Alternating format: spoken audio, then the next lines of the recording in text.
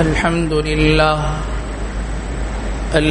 لله نحمده ونستعينه ونستغفره ونؤمن به ونتوكل عليه ونعوذ بالله من شرور أنفسنا ومن سيئات أعمالنا من يهده الله فلا مضل له ومن يضلله فلا هادي له ونشهد أن لا إله إلا الله وحده لا شريك له ونشهد أن سيدنا وشفيعنا وسندنا وحبيب ربنا ومولانا محمدا عبده ورسوله أما بعد فأعوذ بالله من الشيطان الرجيم بسم الله الرحمن الرحيم وعلمناه صنعة لبوس لكم لتحصنكم من بأسكم فهل أنتم شاكرون وقال الله تبارك وتعالى قالت إحداهما يا أبت استأجر إن خير من استأجرت القوي الأمين وقال النبي صلى الله عليه وسلم أعطوا الأجير أجره قبل أن يجف عرقه أو كما قال النبي صلى الله عليه وسلم يا رب صل وسلم دائما أبدا على حبيبك خير الخلق كلهم بارك الله لنا ولكم في القرآن العظيم ونفعنا وإياكم بالآيات والذكر الحكيم إنه تعالى جواد كريم قديم ملك بر رب رؤوف رحيم. انتہائی واجب الاحترام معزز سامعین گرامی، عزیز برادران اسلام، السلام علیکم ورحمۃ اللہ وبرکاتہ۔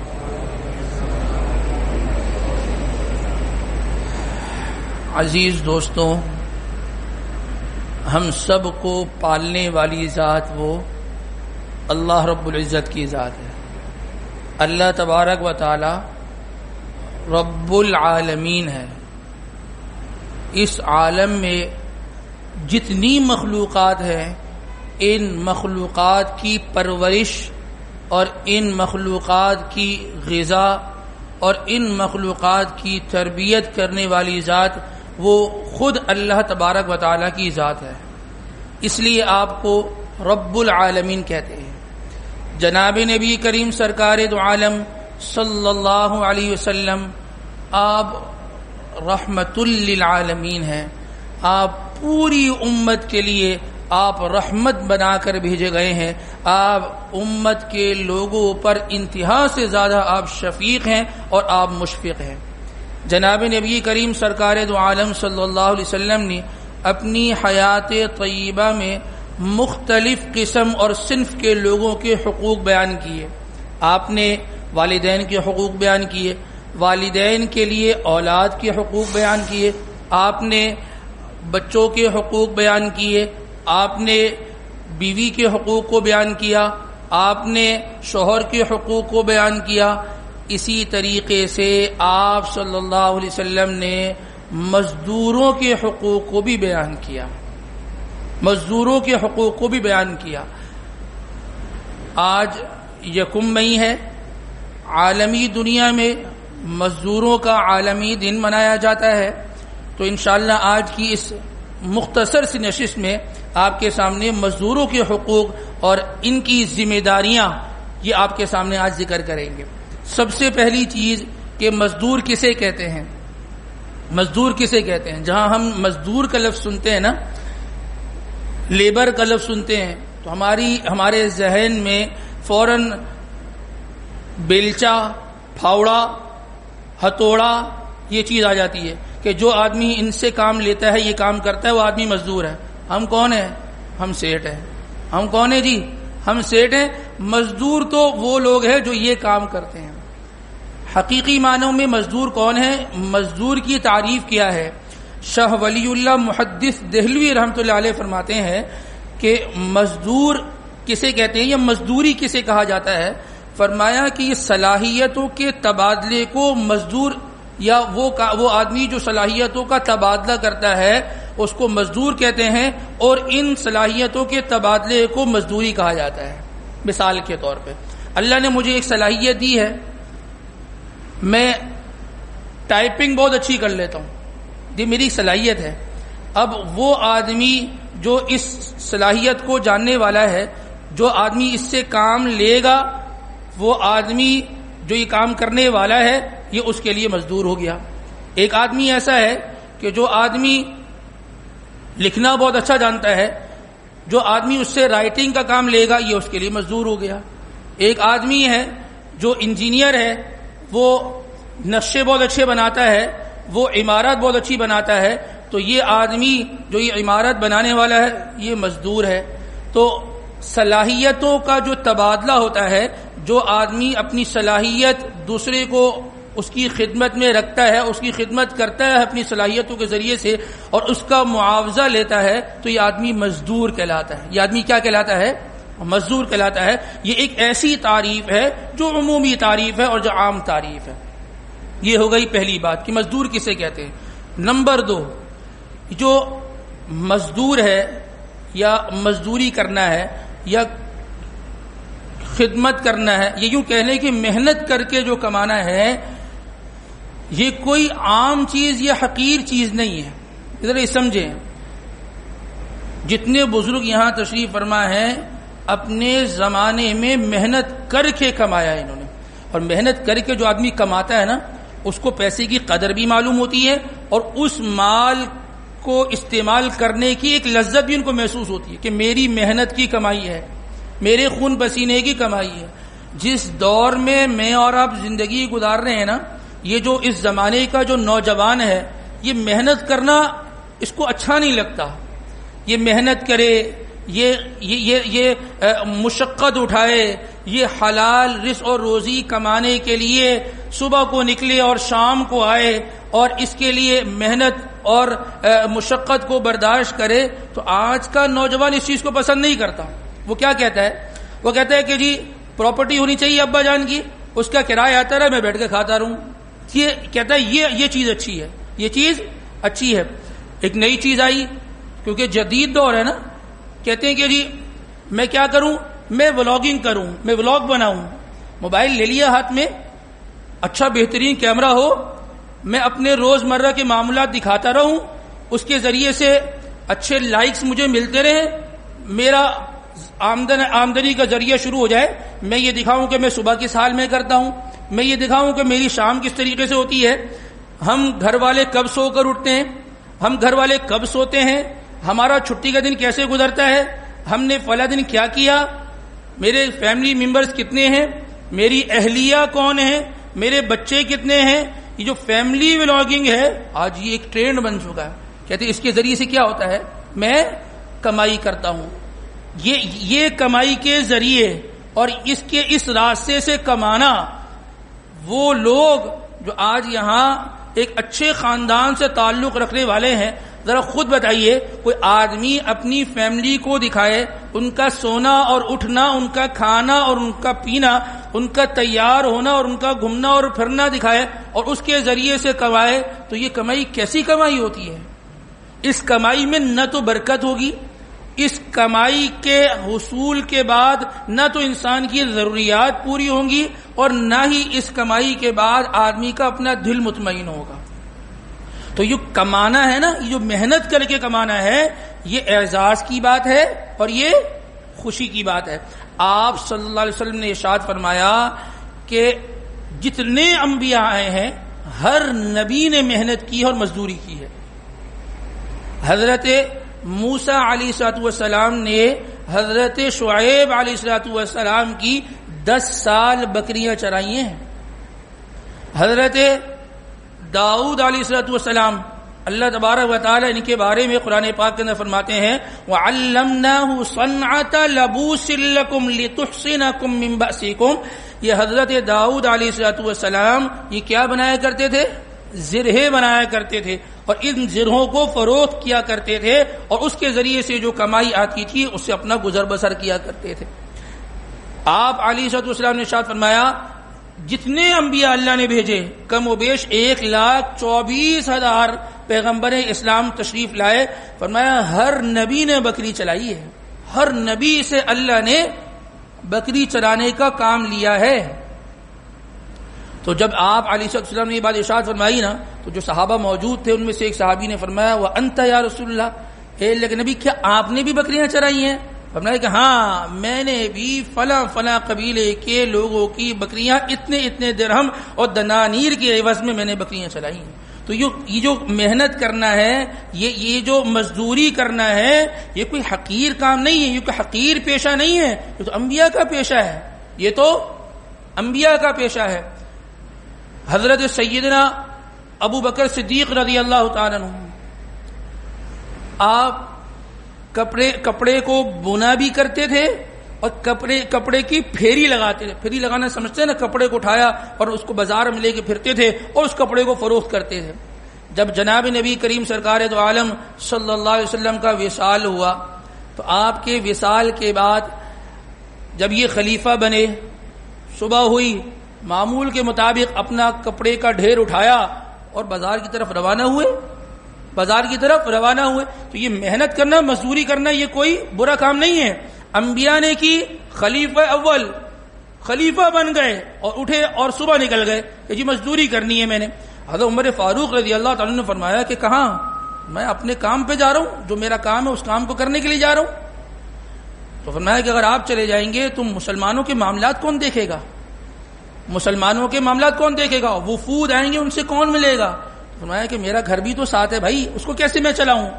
فرمایا کہ آپ کے بارے میں مشورہ کرتے ہیں۔ صحابہ بڑے بڑے کبار صحابہ بیٹھے اور شورا بیٹھی کہ بھی کیا کرنا چاہیے۔ اس میں یہ بات طے ہوئی، حضرت علی کرم اللہ وجہہ نے بات طے کی کہ دیکھیں یہ اپنے کام کاج کو چھوڑ کر ہمارے کام کاج میں لگیں گے، ہماری خدمت میں لگیں گے، تو ہمارے جو بیت المال کے اندر جو پیسہ جمع ہے اس میں سے ان کا وظیفہ جو ہے وہ مقرر ہونا چاہیے، اور اس میں سے پھر ان کا وظیفہ مقرر ہو اور ان سے کہا جائے کہ آپ ہماری خدمت کریں اور ہم بیت المال سے آپ کا وظیفہ جاری کر دیا کرتے ہیں۔ اور پھر وہ ایک الگ تفصیل ہے کہ وہ وظیفہ ملتا تھا وہ کتنا استعمال ہوتا تھا اور کتنا دوبارہ لوٹ کر واپس بیت المال کے اندر آ جاتا تھا، وہ ایک الگ تفصیل ہے۔ تو انبیاء بھی محنت کرتے رہے، صحابہ بھی محنت کرتے رہے، اس کے بعد جو تابعین تبع تابعین، بلکہ یہ جو مغل بادشاہ گزرے نا، ان میں ایک بادشاہ گزرے ہیں اورنگزیب، مغل بادشاہوں میں 50 سال حکومت کی ہے۔ کیا پاکستان، ہندوستان، افغانستان، برما، بنگلہ دیش، یہ جو ممالک ہیں، ان تمام ممالک میں اس اکیلے شخص نے 50 سال کے قریب جو ہے وہ حکومت کی ہے۔ اور کیا دولت ہوگی اور کیا مال ہوگا، کیا ضرورت ہے ایسے آدمی کو محنت کرنے کی بھی، مشقت کرنے کی؟ لیکن اپنا جو ذریعہ معاش تھا وہ کیا معاش تھا؟ 2 کام کرتے تھے۔ ایک تو قرآن پاک کو لکھتے تھے، اس کے نسخے تیار کرتے تھے۔ آج بھی لندن کے میوزیم کے اندر ان کا قرآن پاک کا لکھا ہوا نسخہ موجود ہے، رکھا ہوا ہے۔ ایک یہ کرتے تھے، نسخے تیار کرتے تھے اور اس کو جو ہے وہ فروخت کر کے اس سے جو ہدیہ آتا تھا استعمال کرتے تھے۔ اور دوسرا کام کیا کرتے تھے؟ ٹوپیاں بونتے تھے، ٹوپیاں بونتے تھے، اور ٹوپیاں بوننے کے بعد اس سے جو معاوضہ ملتا اور اس سے جو پیسے آتے اس سے زندگی کا گزر بسر ہوتا۔ تاریخ کی کتابوں میں بات لکھی ہے، تاریخ کی کتابوں میں بات لکھی ہے۔ تو ایک بات یہ بات ثابت ہو گئی کہ مزدوری کرنا، خدمت کرنا اور محنت اور مشقت کے ساتھ کمانا، عزیز دوستوں، یہ کوئی بری بات نہیں ہے، یہ کوئی بری بات نہیں ہے۔ اگر بری بات ہوتی تو انبیاء نہ کرتے، صحابہ نہ کرتے، تابعین تبع تابعین نہ کرتے، اولیاء اللہ یہ کام نہیں کرتے۔ یہ بیٹھ کر کھانا بغیر مشقت کے اور بغیر محنت کے اور بغیر کوششوں کے یہ چیز کرنا، تو عزیز دوستوں یہ اچھی چیز نہیں ہے۔ اس سے انسان کی رزق اور روزی میں برکت نہیں ہوتی۔ ہاں، انسان اس طریقے کو اپنائے جو ہمارے بڑوں کا طریقہ ہے، جو انبیاء کا طریقہ ہے۔ اچھا جی، مزدوروں کے حقوق کیا ہیں؟ مزدوروں کے کیا حقوق ہیں؟ سب سے پہلا حق کیا ہے؟ ذرا یہ سمجھ لیں، سب سے پہلا مزدور کا حق یہ ہے کہ اس کو اس کی اجرت دے دی جائے اور پوری اجرت دی جائے، پوری اجرت دی جائے۔ جناب نبی کریم سرکار دو عالم صلی اللہ علیہ وسلم نے ارشاد فرمایا، بخاری شریف کی روایت ہے، قیامت والے دن اللہ تبارک و تعالی 3 اشخاص کی طرف سے خود مدعی ہوں گے۔ ان سے کہا جائے گا تم پیچھے ہو جاؤ، ہم تمہاری طرف سے خود مدعی بنیں گے۔ 3 اشخاص۔ ایک شخص تو وہ ہے کہ جو کسی آزاد آدمی کو فروخت کرتا ہو۔ پہلے زمانے میں غلام ہوتے تھے، غلام کی خرید و فروخت چلتی تھی، اس نے آزاد آدمی کو فروخت کر دیا۔ ایک چیز ناقابل فروخت تھی، سمجھ لیں، ایک چیز ناقابل فروخت چیز تھی، اس کو بیچ دیا۔ آج کل جو کتابیں فروخت کرنے والے نا، کیونکہ نیا سیشن شروع ہے، کتابیں خریدی جا رہی ہیں، بعض کتابوں پہ مہر لگی ہوتی ہے حکومت کی کہ اس کو آپ فروخت نہیں کر سکتے، دکان والے فروخت کر رہے ہیں۔ ناقابل فروخت چیز کو کسی آدمی نے فروخت کیا، اللہ پاک خود مدعی بنیں گے، اللہ پاک خود مدعی بنیں گے کہ بھئی تم نے یہ کام کیوں کیا، تم نے اس آدمی کو کیوں فروخت کیا، یا اس کا مال کیوں فروخت کر دیا، یہ تو فروخت کرنے کے لیے تھا ہی نہیں۔ نمبر 1۔ نمبر 2، وہ آدمی جو اللہ کا نام لے کر معاہدہ کرے اور پھر کیا کر دے، توڑ دے۔ بعض لوگ سامنے والے کا اعتماد حاصل کرنے کے لیے اللہ کے نبی کا نام لیتے ہیں، اللہ کے نبی کا نام لیتے ہیں اور پھر معاہدے کو، وعدے کو توڑ دیتے ہیں۔ اللہ خود مدعی بنیں گے ان کے خلاف کہ بھائی تم نے ہمارا نام استعمال کر کے یہ کام کیوں کیا۔ اور تیسرا آدمی وہ ہے کہ جو لوگوں سے کام لے، لوگوں کو مزدوری پر رکھے، لوگوں کو اپنا امپلائی بنائے اپنی کمپنی کا، اور ان کو اس کی اجرت نہ دے اور مال کھا لے۔ ایسے آدمی کے خلاف جناب نبی کریم سرکار دو عالم صلی اللہ علیہ وسلم ارشاد فرمایا، اللہ پاک اس مزدور کو ہٹا دیں گے، خود کھڑے ہوں گے، ہاں بھی بتاؤ اس بندے کا مال کیوں نہیں دیا تھا تم نے، اس بندے سے تم نے کام کروایا، اس بندے سے تم نے محنت کروائی، اس بندے سے تم نے مشقت والے کام کروائے، اب بتاؤ تم نے اس کو اس کی اجرت کیوں نہیں دی۔ اس لیے آپ علیہ السلام نے ارشاد فرمایا، اعطوا الاجیر اجرہ قبل ان یجف عرق، مزدور کو اس کے پسینے کے خشک ہونے سے پہلے اس کی اجرت دے دو۔ مزدور کو اس کے پسینے کے خشک ہونے سے پہلے اس کی اجرت دے دو۔ اور ایک بات یہ بھی سمجھ لیں، ہمارے یہاں ایک طبقہ تو وہ ہے کہ جو مزدور رکھتا ہے، مزدور کو وقت پر اجرت دے دیتا ہے، مزدور کو وقت پر اجرت دیتا ہے، اس کی جو تنخواہ طے ہوتی ہے اس کو وہ تنخواہ وقت پر دے دیتا ہے، لیکن اس تنخواہ کی جو اس کا جو فیگر ہے وہ بڑا معمولی ہوتا ہے۔ مثال کے طور پہ ایک چیز کی دہاڑی یا ایک چیز کی تنخواہ مثال کے طور پہ وہ 30,000 روپے چل رہی ہے، اس کو 20,000 روپے میں رکھ لیا، یہ اس کے ساتھ زیادتی ہے، یہ اس کے ساتھ زیادتی ہے، کیونکہ مجھے معلوم ہے اس کو کہیں اور کام مل ہی نہیں رہا، یہ میرا کام کرے گا، یہ 20 میں کیا، یہ 15 میں بھی کرے گا، تو میں جو یہ کام اس کے ساتھ کر رہا ہوں نا، میں یہ سمجھ رہا ہوں میں بہت زیادہ ہوشیار ہوں، میں یہ سمجھ رہا ہوں میں بہت زیادہ چلاک ہوں، میں 10,000 روپے ہر مہینے بچا رہا ہوں۔ عزیز دوستو، یہ میں اپنی عاقبت اور اپنی خبر کو تباہ کر رہا ہوں، ایسا آدمی اپنے آپ کو بہت سمجھدار سمجھتا ہے کہ میں نے اتنا پیسہ بچا لیا، میں نے اتنے پیسے کی حفاظت کر لی، میں کسی کا حق کھا کر اللہ کی قسم کبھی خوش نہیں رہ سکتا، میں کسی کا حق چھین کر، میں کسی کا حق مار کر کبھی ترقی نہیں کر سکتا، میرا پیٹ کبھی نہیں بھرے گا جب تک میں لوگوں کے حق کو ڈاکہ ڈالتا رہوں گا۔ یہ بات سمجھ لیں، یہ ہوشیاری والی اور یہ چلاکی والی باتیں نہیں ہیں۔ بعض لوگ ایسے ہوتے ہیں، ایسے سفید پوش لوگ ہوتے ہیں کہ ان کو خدمت میں رکھا گیا ہوتا ہے اور معمولی تنخواہوں پر، معمولی دہاڑیوں پر رکھا ہوا ہوتا ہے۔ اگر اس آدمی سے خود پوچھ لیا جائے جس نے دہاڑی پر رکھا ہے، جس نے تنخواہ پر رکھا ہے، جی سیٹھ صاحب اتنی تنخواہ آپ کو دے دیں، آپ کا مہینہ گزرے گا؟ کہتے ہیں نہیں جی ہمارا مہینہ تو اتنا اس میں نہیں گزرے، تو آپ کا نہیں گزرے گا تو اس کا بھی نہیں گزرے گا۔ ایسا تو نہیں ہے کہ آپ روٹی کھاتے ہو یہ گھاس کھاتا ہو، ایسا تو نہیں ہے نا کہ آپ کو بھوک لگتی ہو اس کو بھوک نہ لگتی ہو۔ تو یہ جو سلسلہ ہے نا، اس سلسلے کو انسان کو دیکھنا چاہیے، اس سلسلے کو آدمی کو سمجھنا چاہیے۔ بعض اوقات دیندار لوگ ہوتے ہیں اور اس معاملے کے اندر بڑی ڈنڈی مار رہے ہوتے ہیں، بڑی ڈنڈی مار رہے ہوتے ہیں.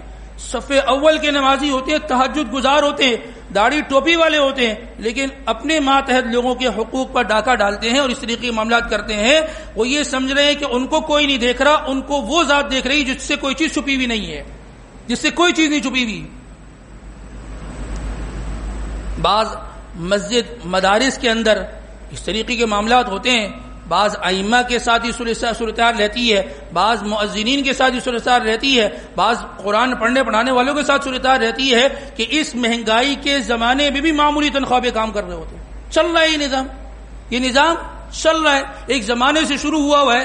اس 2026 میں بھی کوئی مولوی صاحب 12,000 روپے میں نماز پڑھا رہے ہیں. 12,000 روپے یومیہ 500 بھی نہیں بنتے. نظام چل رہا ہے، چلا رہے. اور مسجد ماشاءاللہ جس مسجد میں وہ نماز پڑھا رہے ہوتے ہیں اس مسجد کا مینار اتنا اونچا کہ آپ دیکھیں کہ ٹوپی گر جائے. اس مسجد کے اندر اتنے ایئر کنڈیشن کے نظام کہ آپ حیران ہو جائیں. اس مسجد کے اندر سنگ مرمر بچھا ہوا ہے ماشاءاللہ جی.